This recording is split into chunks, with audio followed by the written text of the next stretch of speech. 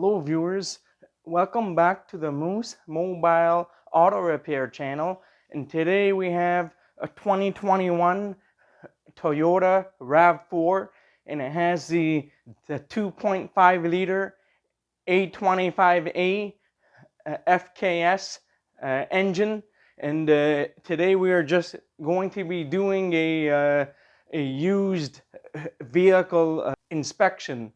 Now this particular customer just wanted to make sure that this vehicle is sound. There's no mechanical problems or oil leaks or anything like that. So they wanted me to look it over to make sure it's okay before they purchase the vehicle. This is Toyota's 2.5 liter A25A FKS dynamic force engine. This is the D4S system, so it's equipped with the direct and indirect fuel injectors. This engine produces 203 horsepower at 6,600 RPM and 184 pound-feet of torque at 5,000 RPM. This engine is equipped with the UB80F 8-speed automatic transmission if you have the all-wheel drive system, or UB80E 8-speed transmission if you have the front-wheel drive version. Now this particular Toyota has 76,529 kilometers on it. You also want to make sure that everything works on this vehicle, because the newer vehicles have a lot of electronics and stuff, like the blind spot monitoring system. You have power locks and windows here, and making sure the AC works, the heat works, the electronic parking brake works, and everything. There's also the mode selection for the suspension as well. This one has the all-wheel drive system on this vehicle. I noticed that the driver's side floor mat is missing, and this aftermarket floor mat was on top of the gas pedal here, and that's a safety concern. I would only recommend Toyota factory floor mats because of issues with aftermarket ones getting caught on the gas pedal. So you want to make sure you have the Toyota factory floor mats. Make sure you check the radio. Everything works. The heated seats, make sure that's working. This is for the stop start while you're stuck in traffic, or if you're stopped, the engine will turn off until you let go of the brake pedal. The engine will turn back on. That can be disabled.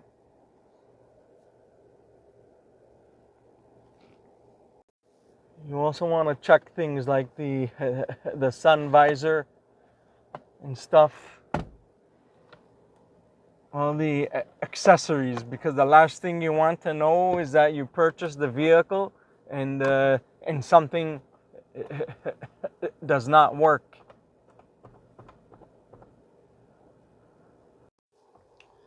So there's just a few things to note. You want to make sure that all of the gauges work. The fuel gauge is working, that it's reading the correct fuel level. I forgot to mention that you also want to check the headliner for the roof. Make sure it's not sagging or worn out. Now you also want to go for a good road test at all speeds, including highway speeds. You want to see if there's any pulsation in the brakes. If you hear any wheel bearing noises, see if the steering wheel or the vehicle is pulling to one side. I notice on this vehicle the steering wheel is off center to the right, so that's an issue with the wheel alignment. And I'm still checking a few other things here, and so I'll guide you through the process. You want to look for things such as for water, if there's any water damage, or if the vehicle has been in a flood, and want to make sure that the carpet is not wet. You also want to look at the brake and the gas pedals here. Make sure that the mileage is reflecting the wear and tear of the vehicle. Say that this is very low mileage, and you see the grip on the brake pedal is worn down. That would be a concern. That possibility if the odometer has been rolled back.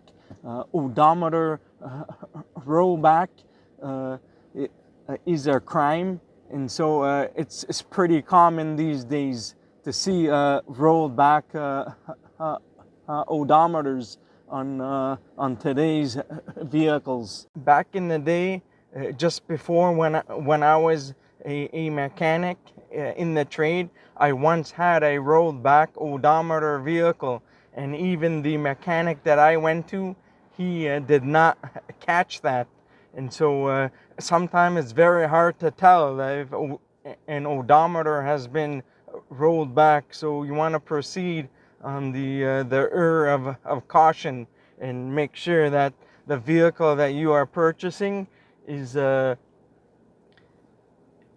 vehicle. It looks like that everything is matching the mileage. So it might be hard to tell depending how much the odometer has been rolled back by. You know, some people, they may roll it back as much as 100,000 or so kilometers. Sometimes just as little as 20 or 30,000.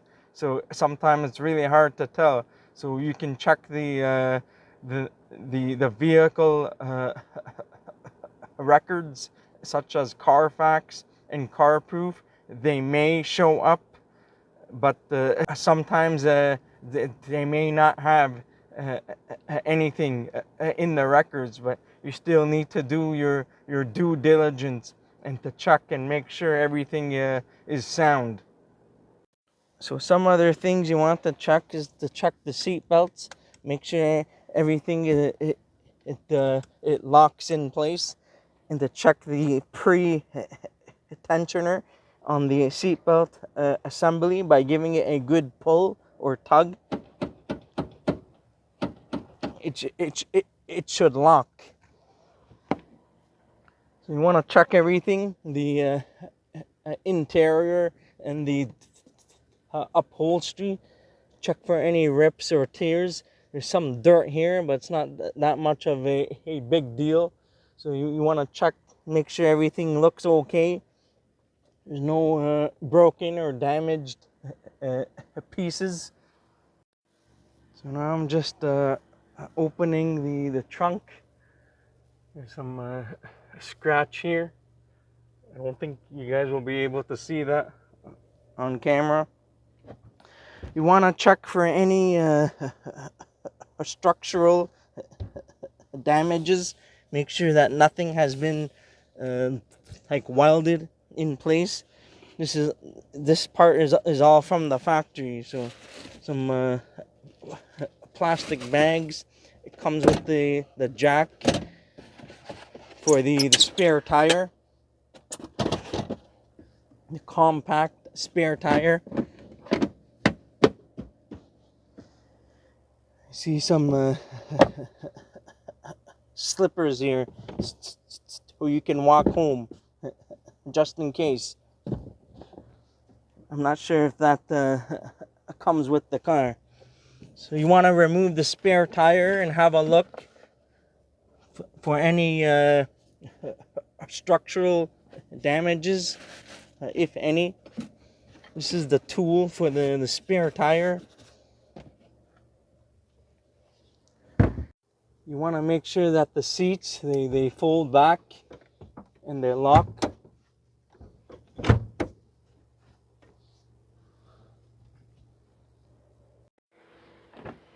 You want to have a look at all doors. Make sure that the hinges and everything and the door check, they're intact. Make sure there's no signs of like body work or any signs that the vehicle has been in some sort of an accident, because there are sometimes that the gap in between the wheels, they will not match the other side. Sometimes you can use your hand here to see how big the gap is on each side and compare that to the other side. See that it matches. Make sure that the vehicle hasn't been in a substantial wreck. You want to check inside the doors if there's any like rust or anything. And I noticed that the rear tires are worn out on the outer edges mostly compared to the inside edges. And I see this the tire date here. Right here it says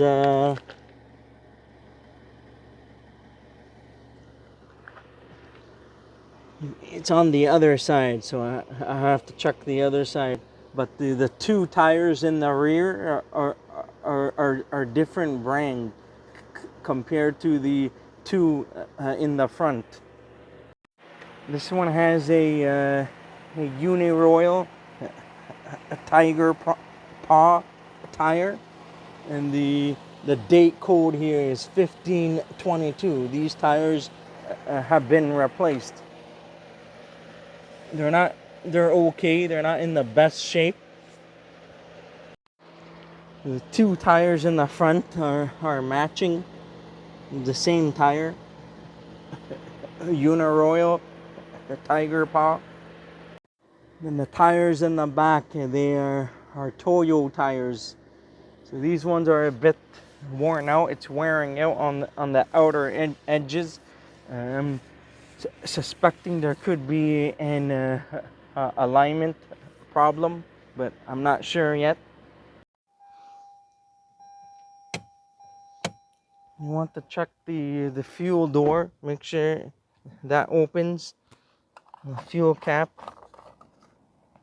Have a look at the the seal here. Make sure there's no rust on the filler neck.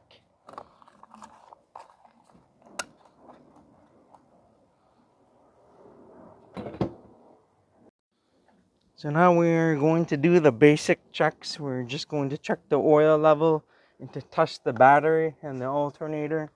Have a look at the brake fluid and the condition of the drive belt, the coolant, and things of that nature.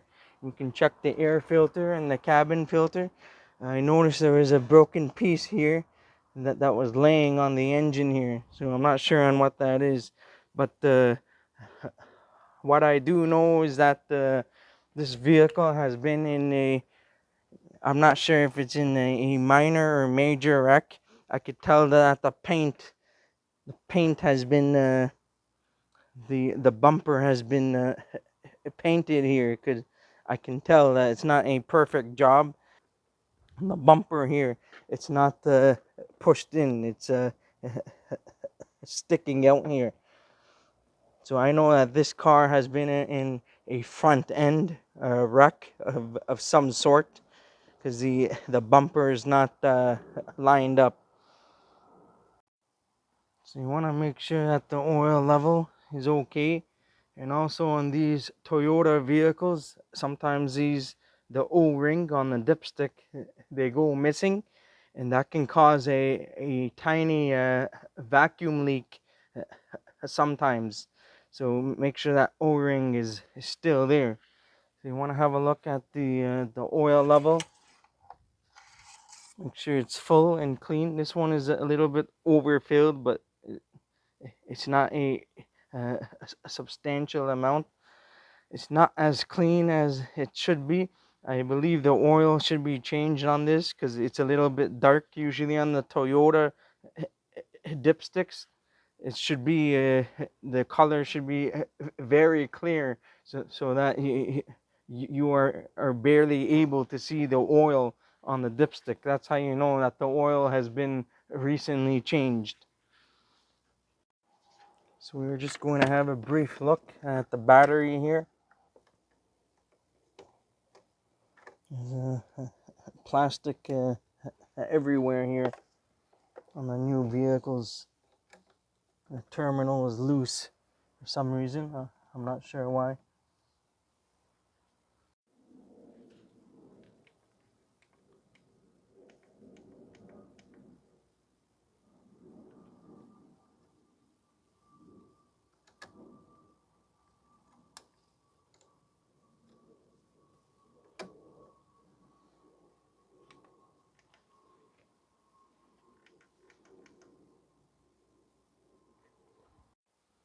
So I'm not able to test the battery at this moment.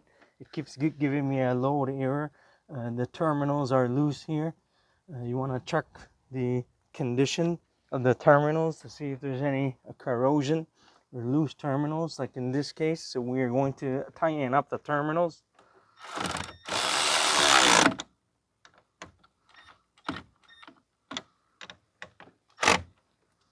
Make sure it's tight. We are going to retest the battery now.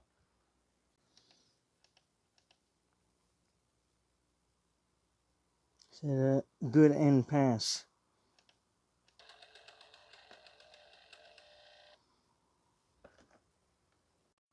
Now I'm not going to be doing a full test here. I'm just going to briefly check for charging voltage for the alternator.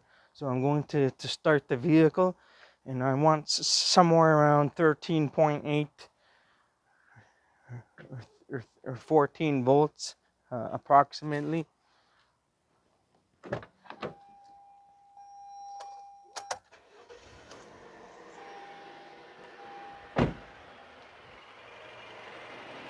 We're getting around exactly 14 volts, so that's good.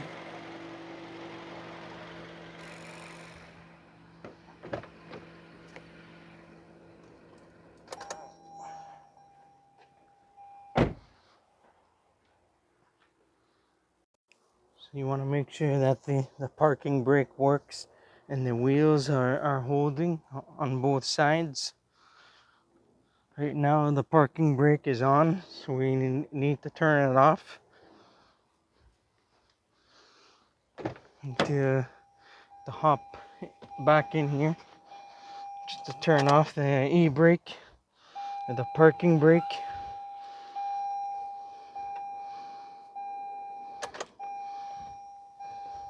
Make sure the parking brake releases.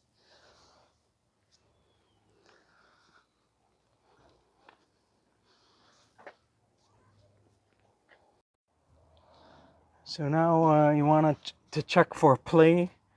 If there's any looseness in the wheel bearings or tie rods and ball joints and so on.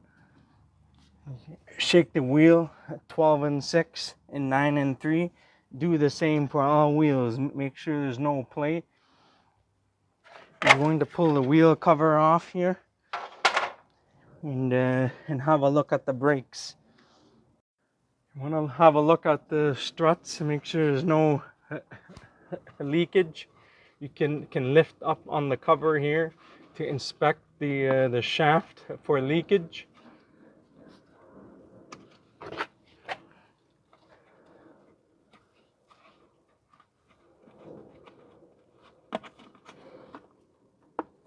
Make sure there isn't anything that's leaking here, and also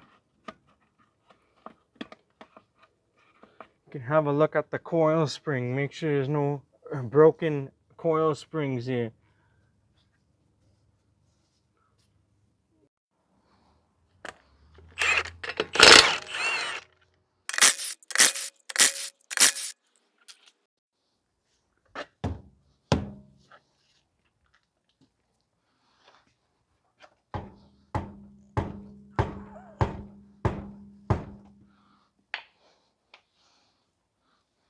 Wheel is stuck here.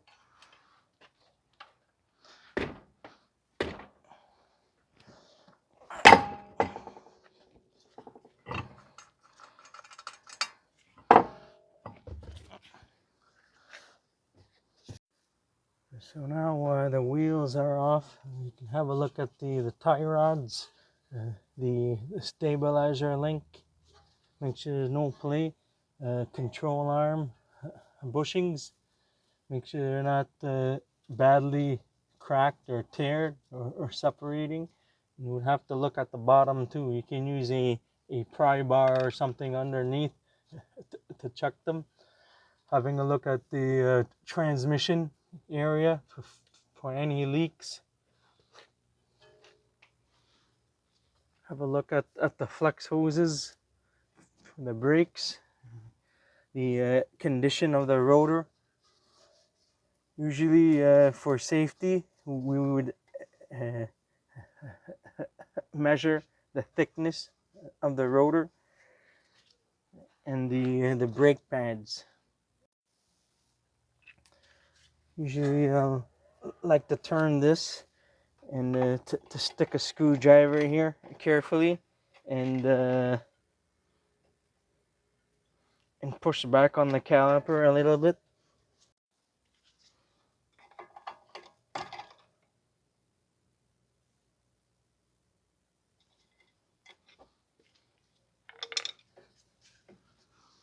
Make sure that the slider pins are moving freely.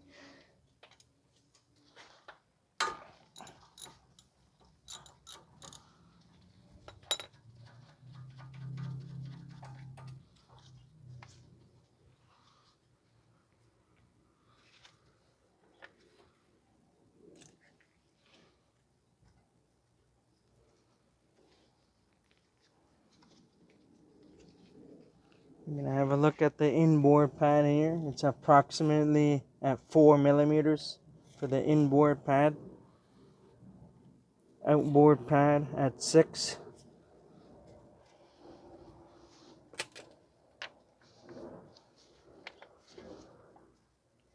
Some rust here inside the vents.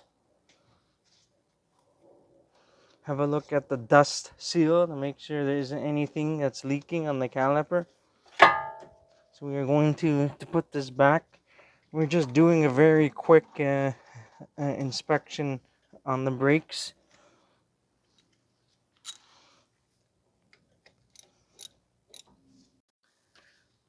So I'm checking the condition of the drive belt. Check for any cracking or glazing. Now, a lot of times the new belt, the EPDM belts, they don't always show visible cracking, but they wear out in between the ribs. So you'll need a special tool to put inside to check for wear of the drive belt. So the rear brakes are the same thing. I got 5 mil on the inboard.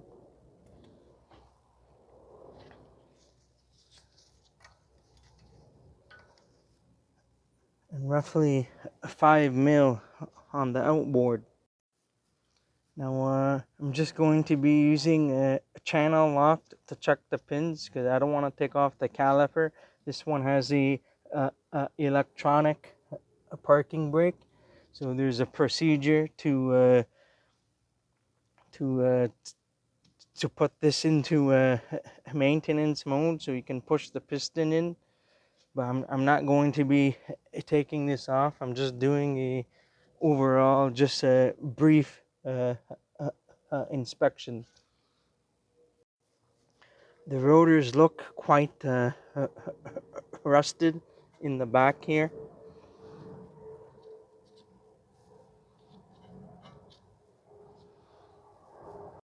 You can see here there's a little bit of surface rust here. It doesn't look too great. You can use channel locks to have a quick look at the pins to make sure that they are moving freely.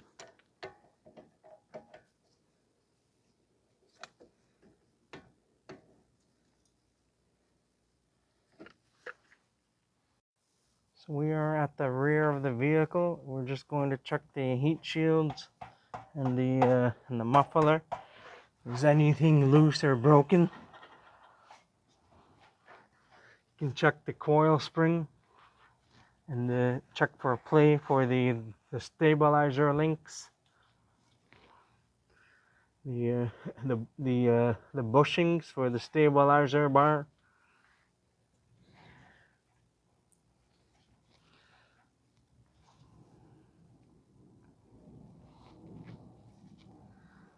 This one has the drive shaft for the all-wheel drive. So you want to have a look to see if there's any play in the U joints. I'm probably going to have a look at the fluid level for the differential here. You can have a look at the bushings. You can use a pry bar to pry on the bushings here for the lateral arms or track rods or whatever. Have a look at the condition of the CV boots and axles. Make sure there's anything ripped. Now there's a bunch of plastic covers here, so it's going to be a little hard to check the fuel and brake lines. You have to remove all the plastic stuff here.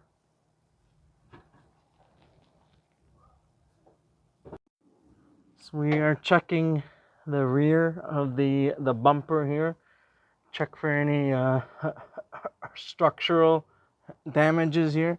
You see the aluminum reinforcement bar.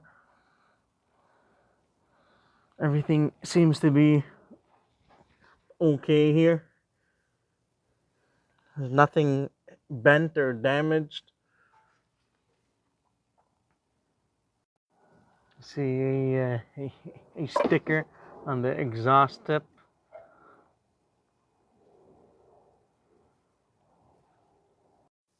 You also want to check for the trailing arm bushings, make sure they are okay. Have a look on both sides here.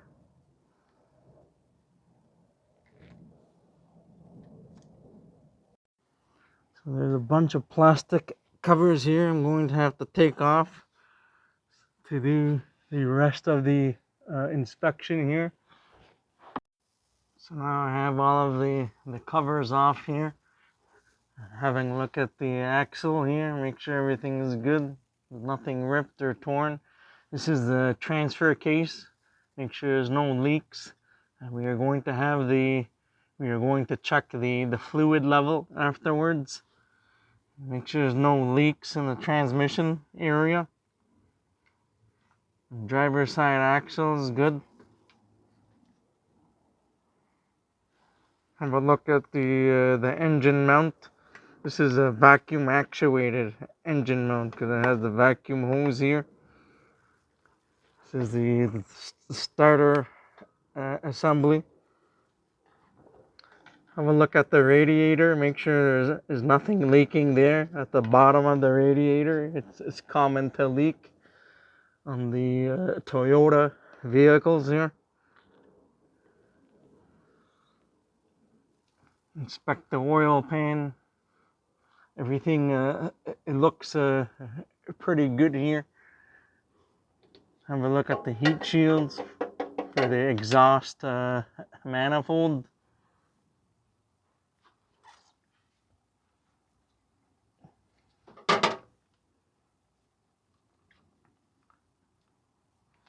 Fuel lines and brake lines.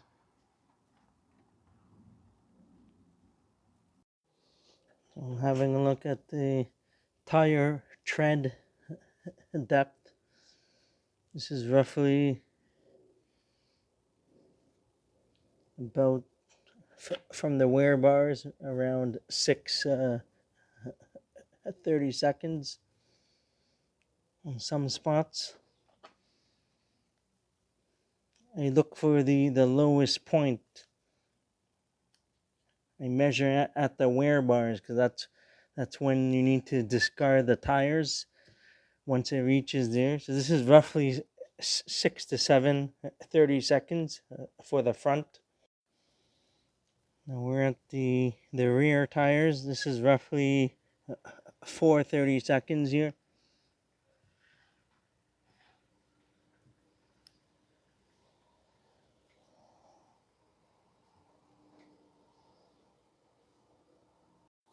There's some very minor cracking inside the tread here.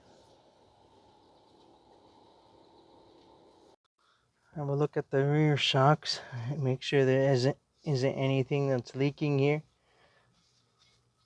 But it's all dry. There's just a bunch of dirt here. Have a close look at the coil spring. Make sure it's not broken or missing any pieces.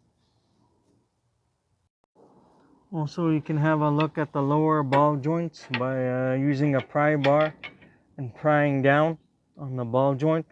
Make sure there's no play. I already verified to make sure that there's no oil leaks on the side of the engine here. So I inspected the cabin filter and it's pretty dirty.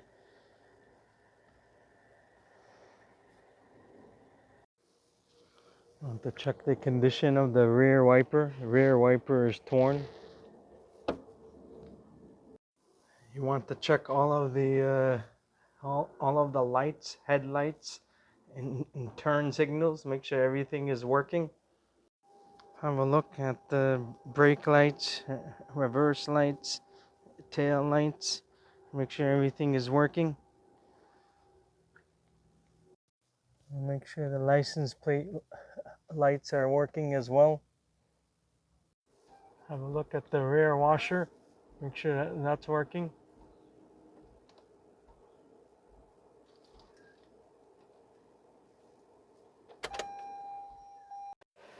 Make sure the rear defroster is working.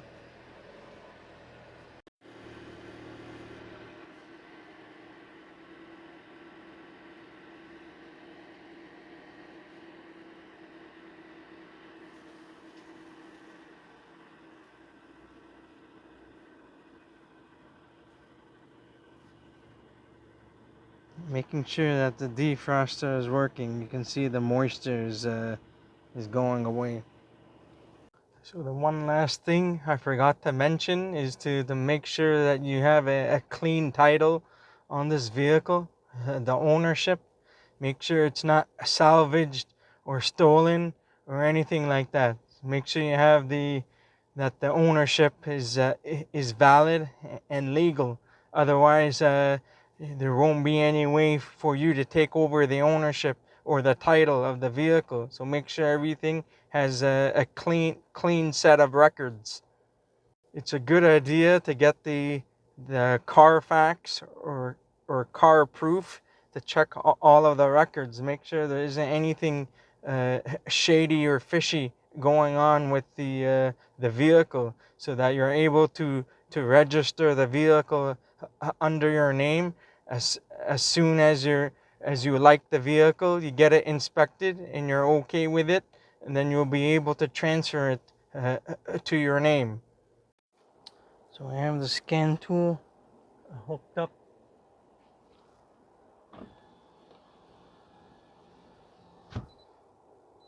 We are reading the VIN number.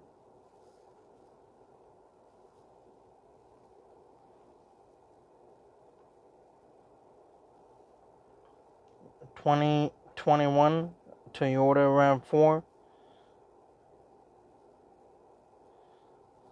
Go to diagnostic.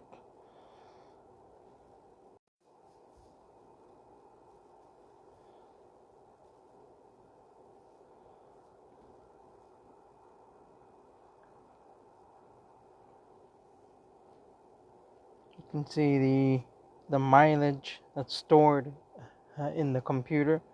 It's the exact mileage that's on the odometer.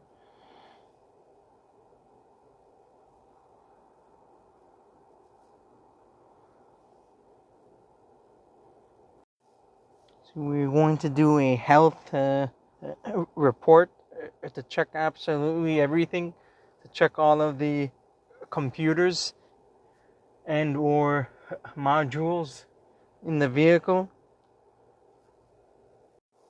So here are the fault codes here for a bunch of things. I believe the system was low on voltage. I heard that the battery was recently replaced, so I don't think these codes are relevant anymore. Is low voltage codes. I heard that they recently replaced the battery on this, so this shouldn't be much of a concern. Everything else is okay, engine and transmission and everything.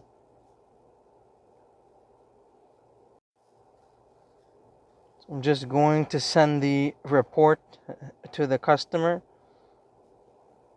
So now I'm all done inspecting the vehicle. It's in pretty good shape, despite the fact that there's a few scratches and dings and stuff. So, but that's okay. It's not that much of a big deal. Now there's a little bit of like surface rust on the brake rotors and stuff, but the friction material pads thickness is still relatively okay.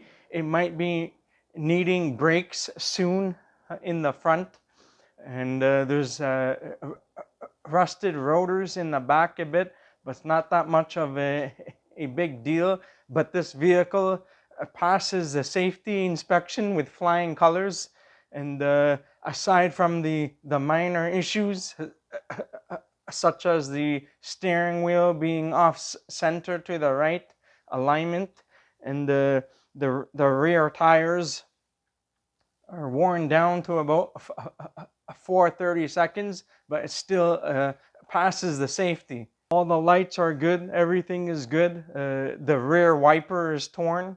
I just need to check the electronics with the scan tool, and then that's it. That's it for today. If you enjoyed this video and found it helpful, please don't forget to give it a like, and please consider subscribing to my channel if you're not already a subscriber, and I'll see you guys in the next one. Have a good day and take care.